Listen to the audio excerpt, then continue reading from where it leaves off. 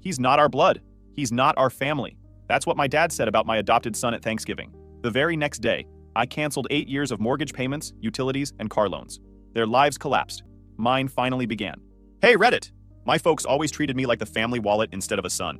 I paid for everything while they acted like I barely existed. Then one Thanksgiving, they crossed the line with my wife and kid. So I said, nah, screw that, cut them off, and built a life without them. But they weren't ready to let go. Before we get to that, let me start from the beginning. I guess the best way to explain all this is to start with the money part, because that's where everything really began. Dad's Frank. He worked construction most of his life. Old school guy. Stubborn as a locked door. Talks like he knows everything even when he doesn't. Mom's Marge. Sweet on the surface, but quiet when things get messy. She folds laundry when people fight instead of picking a side. My sister Vanessa is 3 years younger than me. Always had the nicer car, nicer clothes, the attention. Never paid for anything if she could help it. 8 years ago, when Sophia and I were still dating, my parents had a rough couple of months. Dad's hours got cut at work. Their mortgage payment got behind. And I had just gotten a decent job in IT. So I sent over a payment. One-time thing, right? Except the next month it was the electric bill. Then it was Mom's prescriptions after her insurance got screwy. After that, it was Dad's truck payment. Just until we catch up, he said. Well, catching up never happened. Over time, the payments turned into a routine.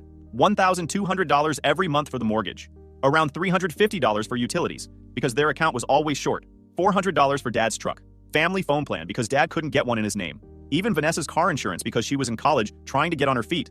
I kept a spreadsheet because the amounts were getting crazy. By the time Sophia and I got married, I was sending out over $3,000 a month for other people's bills. Here's the thing. Nobody ever asked if this was a problem for me. They just got used to it.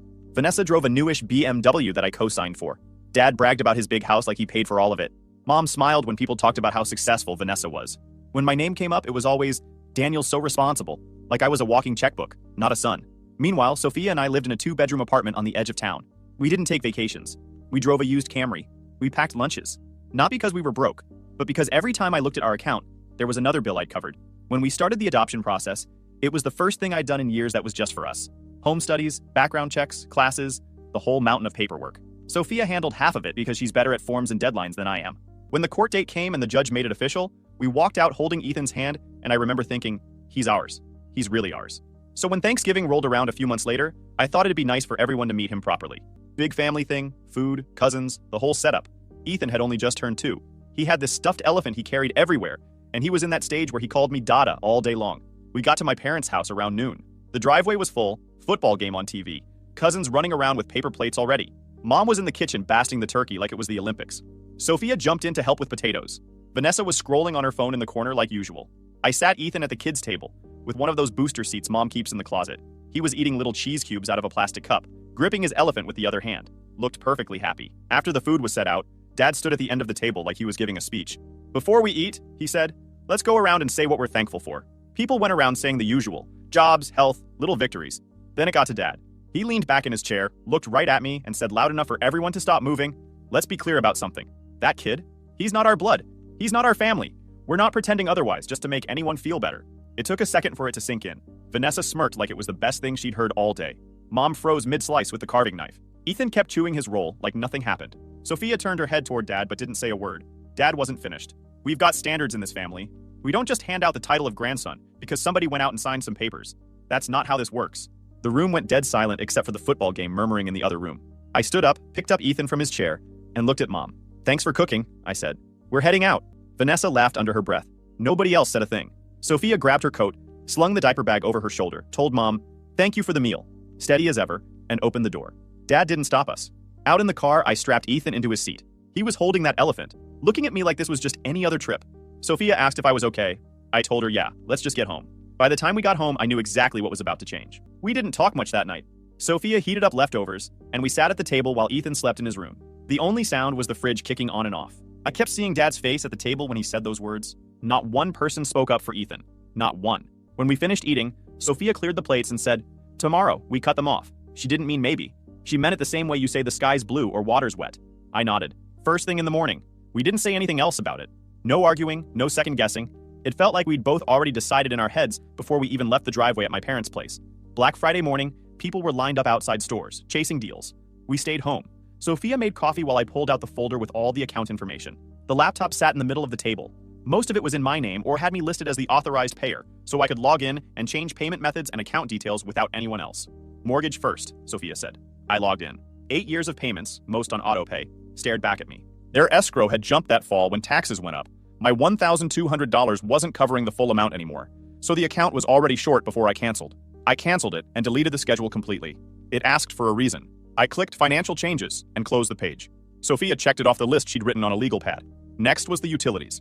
Gas, electric, water, all tied to my account because Dad's credit couldn't handle it. I logged into each site, removed my name as authorized payer, and changed the billing info to his email and address. Sophia leaned over to read before I saved it. Add a note, she said, so there's no confusion later. I typed, all future bills to be handled by the primary account holder. She nodded, and I hit confirm. The truck payment came next. Dad's giant pickup he just had to have 3 years ago. $400 a month out of my account. The account was already 30 days past due going into November. I opened the loan portal, canceled autopay, and removed my bank info entirely. While I was doing that, Ethan walked over and handed me one of his blocks like he wanted to help. Sophia smiled but didn't say anything. The family phone plan was messier. 5 lines under my name. Mine, Sophia's, Dad's, Mom's, and Vanessa's. I called the carrier. Need to split the account, I told the guy. He asked which numbers to move. I gave him theirs. He set them up on a prepaid plan with 1 month covered. After that, they'd have to pay for it themselves. Sophia listened while she bounced Ethan on her knee. I read out the account numbers, gave authorization, and the rep confirmed the change. Emails will go out tonight, he said. Perfect, I told him, and hung up. Insurance was the last big one. Vanessa's car policy was still running through my account because she'd said it was easier this way when she was in school. She was 28 now. I called the insurance company, gave them the policy number, and had myself removed as the policyholder. Effective immediately, I said. They confirmed. Done. When it was all finished, Sophia pulled the laptop closer and opened her email. Keep it simple, she said. I typed the same message to each of them. Due to personal financial planning, I will no longer be covering these accounts.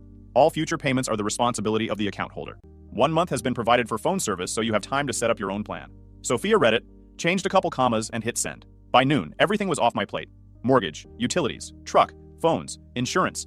8 years of bills gone in a single morning. Ethan was back on the floor with his blocks. Sophia was rinsing coffee mugs. My phone started buzzing on the table. Vanessa first. Hey, did the phone bill autopay fail or something? My service is acting weird. Then Mom, then Dad, call after call.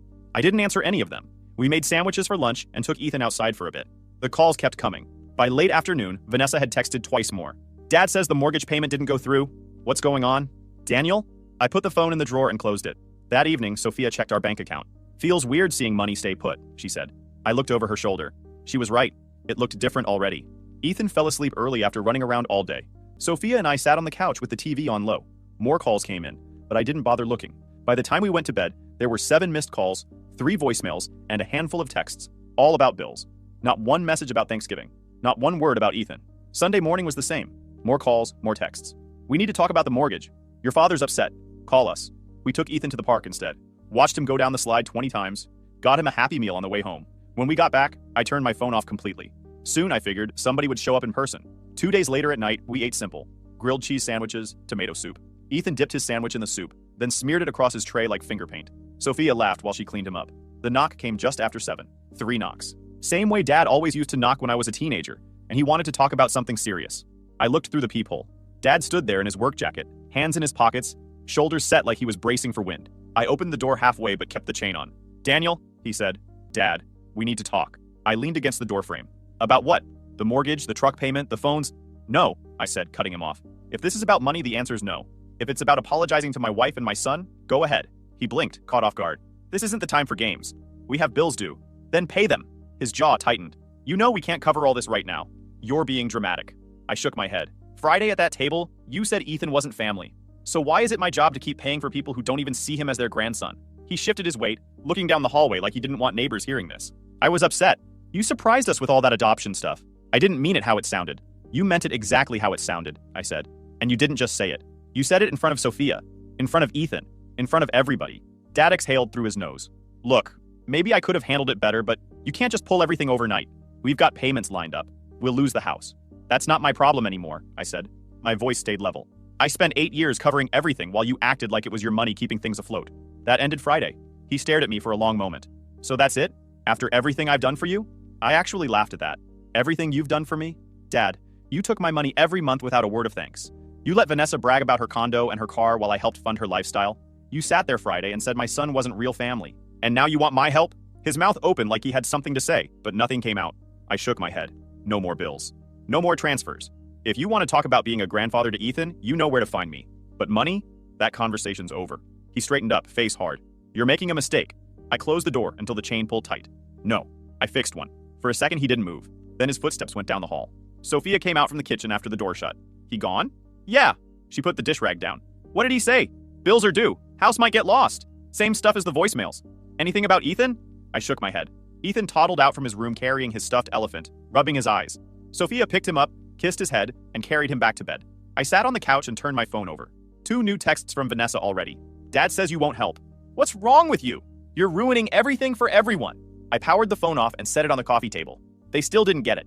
By Wednesday, the calls had slowed, but that didn't mean anything was fixed. The mortgage payment had officially missed its first due date.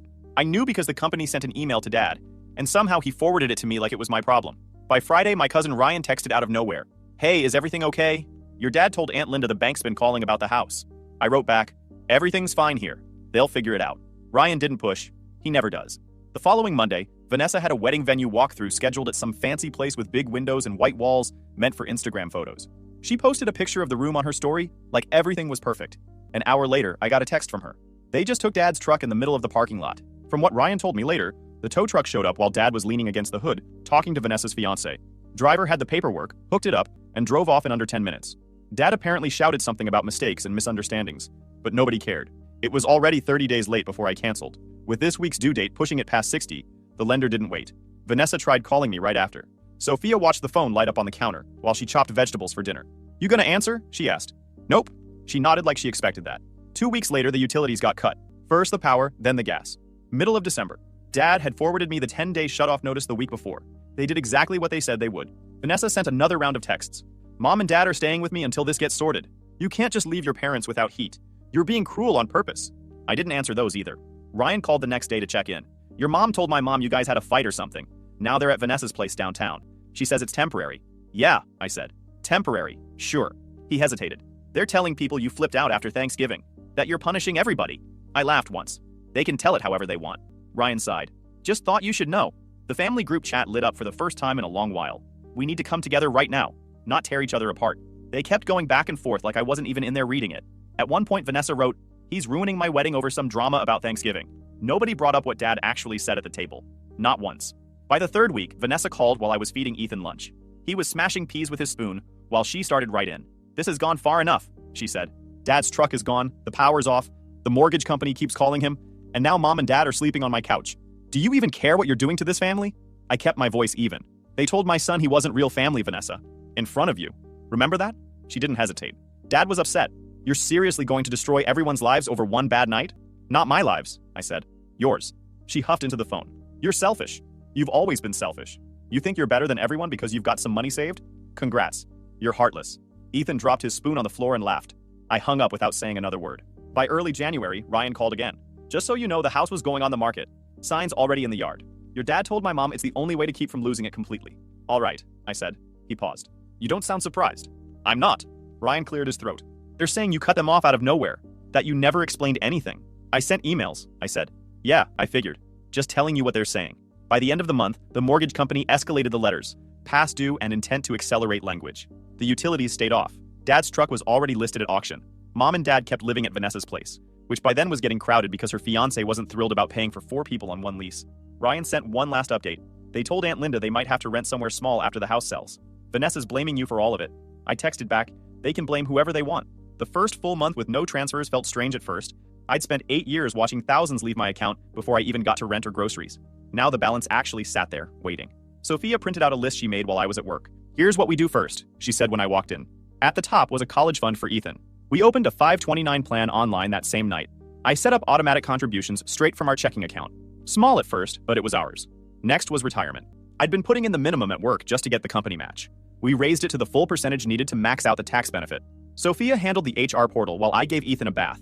We paid daycare 3 weeks ahead. For the first time since he started there, we weren't counting days till the next paycheck. The old couch in our living room had been with us since the apartment. Springs squeaked every time you sat down. Sophia found a decent one on sale. Nothing fancy, just comfortable. It got delivered Saturday morning. Ethan climbed all over it like it was a jungle gym while we set it up. That same weekend, we took him to the zoo. It was cold, but he didn't care. Stood in front of the giraffes with his mouth open like they were monsters from a storybook. The next weekend, it was the Children's Museum. He ran from room to room, pressing buttons, stacking blocks, sliding down ramps. Sophia bought a yearly pass at the front desk so we could come back whenever we wanted. Every time we drove home, I kept thinking about the money that used to disappear into mortgage payments for a house we didn't live in. Now it bought real things for our own family. At work, I finally signed up for the certification exam I'd been putting off for 2 years. Always said I was too busy, but honestly, I just didn't want to spend the fee while I was covering everyone else's bills. Studied at night after Ethan went to bed. Sophia quizzed me with flashcards while we sat on the new couch. Took the test on a Wednesday morning. Passed. My boss called me into his office the next day and told me it came with a small raise and a title bump. Nothing huge, but enough to notice. Ryan called me a week later. They accepted an offer. Way less than they wanted. I asked how much. He gave me the number. It was nearly $40,000 under what Dad used to brag the place was worth. They moved into a rental near Vanessa's place after closing. Smaller, older. Your mom told my mom they had to get rid of half their stuff. I didn't say anything for a second. Then, all right. Ryan hesitated. Vanessa's wedding got moved too. No big venue anymore. Just courthouse and dinner after. She told people it's because they wanted something simple and meaningful. Yeah, I said. I'm sure that's why. Ryan chuckled under his breath. Figured you'd want to know. We kept building our own life. Sophia set up a separate savings account labeled emergency fund. 6 months of expenses was the goal. I finally fixed the dripping bathroom faucet that had been on my list for months. Bought the part new instead of trying to rig it with tape like last time. Ethan got a bigger car seat. We traded the old one to a neighbor who just had a baby. Sophia labeled the new one with his name in big letters, like she always does. The calls from my family slowed after the house sold. No more texts from Vanessa about heat or payments. No more emails from Mom about being reasonable. One afternoon, Sophia showed me the daycare receipt stamped paid in full in big red letters. She stuck it on the fridge like a kid's drawing. That night we ordered pizza and ate it on the floor because Ethan thought the new couch was too nice for greasy fingers. At work, the raise kicked in on my next paycheck. For the first time ever, I set up a transfer into savings the same day it hit. No waiting to see what bills would come crashing in from my parents or Vanessa. Sophia looked at the bank app and shook her head. Feels fake seeing money stay put. Get used to it, I said. By the end of the month, the 529 account had its first deposit. Retirement contributions went through at the new higher rate. Emergency fund had enough for 1 full month already. Ethan didn't notice any of it. He just kept running to the door when I got home from work, holding up his stuffed elephant like it had been waiting too. On Thursday, Vanessa tried calling while I was driving home from work. I let it go to voicemail, but she texted right after. Look, maybe we can work something out. Just cover the mortgage until Dad figures things out, okay? Essential stuff only. I didn't write back. She called again an hour later. I answered this time, mostly because I was tired of the buzzing. Daniel, she said, like we'd been in the middle of a normal conversation.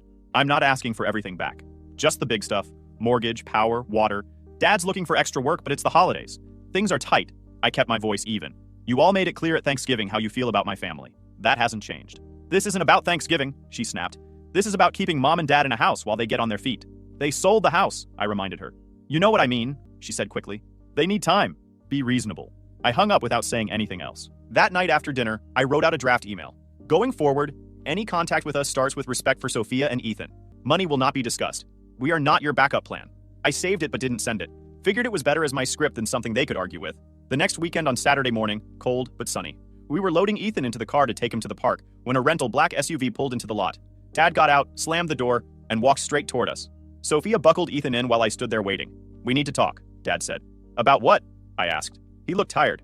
Vanessa says you won't even answer her calls now. Your mother's stressed out. She's barely sleeping. And you?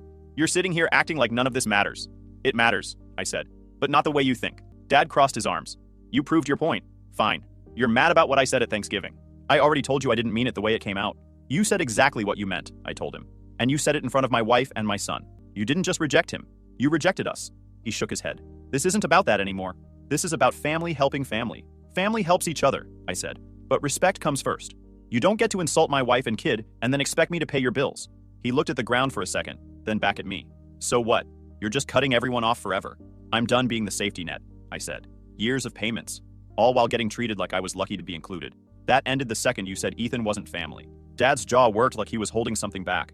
Then he said, you'll regret this when things really fall apart. I opened the car door. Things already fell apart. You made sure of that. He stood there for another moment, then turned and walked back to the SUV. Drove off without looking back. Sophia strapped in the diaper bag, shut the trunk, and asked, you okay? Yeah, I said. We're done being their backup plan. The fallout came fast. 2 days later, Vanessa posted some long paragraph online about loyalty and how money changes people. Ryan sent me a screenshot with a text. Pretty sure this is about you. I didn't respond. At home, things stayed steady. Sophia taught Ethan how to say thank you when we handed him things. He said it like tanku, but it counted. On Fridays, we got cheap pizza and watched cartoons on the couch. Saturdays, we went to the park or the library for story time. Sophia found a used bike trailer online so we could ride the trails once spring came. The last attempt came from Mom a week later. She showed up at our apartment while Sophia was making lunch. knocked softly like she used to when I was a kid, and didn't want to wake me up for school. She stood in the doorway holding a plastic grocery bag, like she wasn't sure why she'd brought it. "We got some of Ethan's favorite crackers," she said quietly. Sophia thanked her but didn't step aside. Mom looked at me. "Can we talk?" "Sure," I said. She glanced toward the kitchen where Sophia was cutting grapes for Ethan. "This whole thing's gotten out of control. Your dad's frustrated. Vanessa's upset. We just want things back the way they were." I kept my hands in my pockets. "Back the way they were means me paying for everything while getting treated like we don't matter. That's not fair," she said. "It's exactly fair," I said. "You were there at Thanksgiving. You didn't say a word when Dad said what he said." She didn't meet my eyes. It was awkward. I didn't know what to say. "Respect first," I told her. "Or there's nothing to talk about." She left without arguing. For the first time in months, I felt like we were finally the ones setting the rules. 1 year later, Thanksgiving looked nothing like it had the year before. We'd moved out of the apartment in April after finding a small 3-bedroom house on the edge of town. It wasn't huge, but it felt like a castle compared to the 2-bedroom box we'd lived in before. There was a fenced yard where Ethan could run around without us worrying about traffic, a garage big enough for Sophia's car and my tools, and a kitchen that actually had counter space. By fall, the place felt lived in. Ethan's toy trucks lined up by the back door, Sophia's herb pots crowding the windowsill, family photos on the walls, and a new dining table that didn't wobble every time you cut into something. Sophia started planning Friendsgiving in October. She made lists on the fridge, figured out oven schedules, assigned dishes to neighbors so we wouldn't end up with 5 pans of green beans. She invited 2 families from Ethan's daycare, Ryan and a couple of people I worked with. She said she wanted a full house, a real Thanksgiving without the tension we'd lived through the year before. The day started early. Sophia had the turkey in the oven before breakfast. Ethan helped by carrying napkins from the pantry to the table one at a time. He was 3 now, talking nonstop, climbing on chairs, running through the halls with his stuffed elephant under his arm like it was his co-pilot. Ryan showed up first, carrying a pan of green beans and a bag of dinner rolls. "Place looks good," he said, setting the food on the counter. Sophia thanked him and went back to stirring the gravy. Ryan lowered his voice. "Haven't heard from your folks in a while? They keeping quiet?" "Pretty much," I said, taking plates out of the cabinet. He looked around at the photos, the new couch, the shelves Sophia had put up herself. "Big change from last year," he said. "Yeah," I told him. "Big change." By 2 o'clock, the house smelled like turkey and pie. Kids dumped coats by the door and started chasing each other through the hallway. Someone brought macaroni and cheese in a slow cooker. Another family showed up with sweet potatoes covered in marshmallows. Sophia moved through the kitchen like she was running a small restaurant, checking timers, sliding trays in and out of the oven, handing me things to carry to the table. Ethan sat at the kids' end with 2 boys from next door. He kept tearing off pieces of his roll and giving them away like he was hosting a royal banquet. We ate around 3. The table was loud, kids laughing, adults passing plates, Sophia refilling drinks while I carved the turkey. Ryan sat across from me and shook his head. "Feels like a different world," he said. "Because it is," I told him. Nobody argued about anything. Nobody made snide comments. It was just food and talking and kids running around with too much energy. Halfway through dessert, my phone buzzed on the counter. I left it there until people started clearing plates.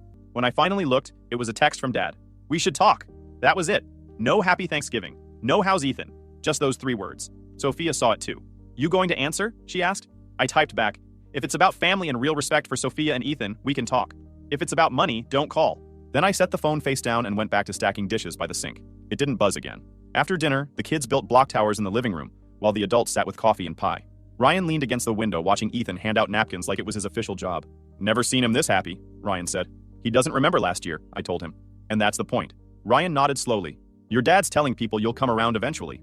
I shrugged. He can tell them whatever he wants. Ryan didn't press. He just watched Ethan laugh when his tower fell over. By the time everyone left, the house was a mess. Empty pie plates on the counter, stray toys under the table, folding chairs stacked by the door. Sophia packed leftovers into containers while I took out the trash. Ethan was asleep by the time we finished cleaning up, the stuffed elephant tucked under his arm like always. Sophia pulled the blanket over him and stood there for a second, watching him breathe. Back in the kitchen, she leaned against the counter. "Feel weird not having them here?" she asked. "No," I said. "Feels right." I checked my phone one more time before bed. Nothing from Dad. Nothing from Vanessa. Just the single text sitting there unanswered. Sophia turned off the lights and the house went quiet. No calls about bills. No emails asking for transfers. No family drama spinning out in group texts. For the first time in years, Thanksgiving ended with a full table, a sleeping kid, and nothing hanging over us. We didn't win anything. We didn't prove anything. We just built a life that didn't need their permission to exist. And that was enough.